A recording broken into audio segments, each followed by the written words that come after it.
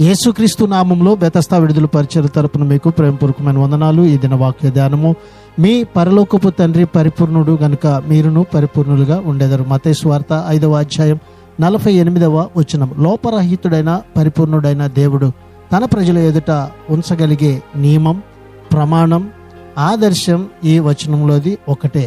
పాపములో ఉన్న ఈ లోకము గాక దేవుడే వారికి మాదిరిగా ఉండాలి. అయితే లోపం లేని పరిపూర్ణులు మాత్రమే దీన్ని పూర్తిగా ఆచరించగలుగుతారు. అయినా దేవుని రాజ్యంలోని వారంతా కూడా దీన్ని లక్ష్యంగా గురిపెట్టుకోవాలి.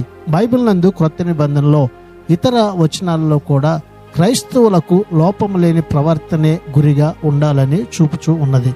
పరిపూర్ణతను గురిగా పెట్టుకోవడం అంటే దాన్ని సాధించినట్టు కాదు. దేవుని విషయంలో జీవం కలిగి బ్రతకాలన్నదే ముఖ్యం. మనము ఏది చేసినా దేవుణ్ణి సంతోషపెట్టేందుకు చేయాలి.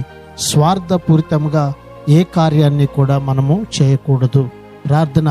మమ్మల్ని మిక్కిలిగా ప్రేమించిన మా ప్రియ పరలోకపు తండ్రి యేసయ్య, మరొక నూతన దినాన్ని మాకు ఇచ్చినందుకు నీకు వందనాలు, స్తోత్రాలు చెల్లిస్తూ లోపము లేని పరిపూర్ణుడిగా ఈ లోకానికి నువ్వు వచ్చావు ప్రభువా. నేను ఆరాధించే ప్రజలమైన మేము కూడా ప్రభువా అయ్యా పరిపూర్ణులుగా నేను ఆరాధించేటువంటి గొప్ప భాగ్యాన్ని దినాన ఎదుగో ప్రభువా మా అందరికీ మీరు దయచేయమని యేసు పరిశుద్ధ నామంలో ప్రార్థించి అడిగి వేడుకుంటున్నాం తండ్రి.